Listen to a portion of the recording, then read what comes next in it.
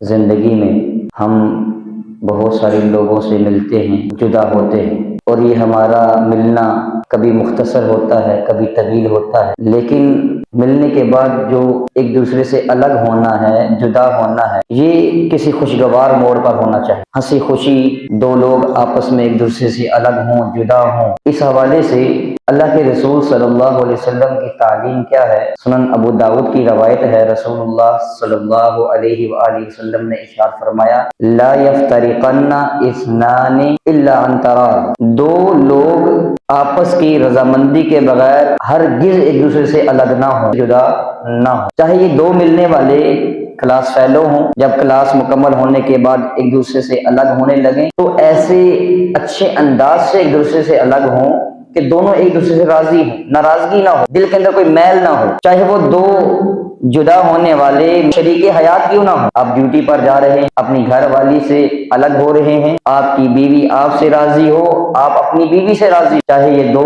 ملاقات کرنے والے گاہک اور دکاندار ہی کیوں نہ ہو، کوئی آپ کی دکان پر آتا ہے کچھ لینے کے لیے، تو جب آپ سے الگ ہو، خرید و فروخت کی ہے یا نہیں کی ہے، وہ الگ ہو تو وہ آپ سے راضی ہو، آپ اس سے راضی، چاہے یہ دو ملنے اور بچھڑنے والے یہ ایک گاڑی کے دو سوار ہی کیوں نہ ہوں، سفر کے ہم سفر ہی کیوں نہ ہوں، جب اپنی اپنی منزل پر پہنچنے کے بعد جب الگ ہوں تو ایک دوسرے سے راضی خوشی الگ ہو۔ ہم